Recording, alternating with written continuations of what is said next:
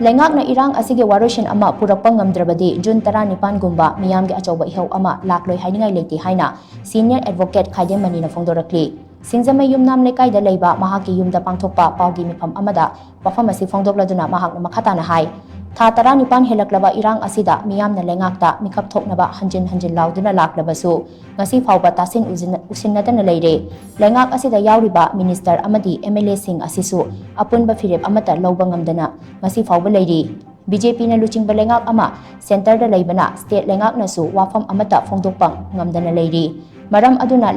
lengak pasingna phamkonduna leibagi mahutta miyamga loinana Delhi da chatuna center lengakta akan pressure piminarasi Manipur Police amadi Central Force na State Administration da mateng pangge hairabadi Manipur gi miyam gi damak hana khanba changi kuki kulai paiba singnasu maitai na separate administration pigadaba nate haibasi khangadabani maitai hatlaga separate administration fangadabasu nate furup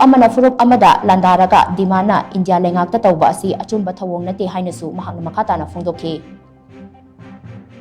Hana Tatran Panche, or the Tumdre, which is showing Banana, which can make a toy, and a shell pier, not a Wudona, BSF, not a Wudona, Manipur, not a Wudona, Taylor River, some like Pro County. Manipur, a civil administration, the Mating Pangbige, Haraporti, state government, state forces, Kalorina, Manipur, Praza, Hatliba, Azuma, terrorist, sing share, a Simatita, Akan, so eat, Hivachima, Isumana, from the Nimba. Aduna koise irolubada ko kopto khud hapai du yaure Manipur government khalai chakre minister na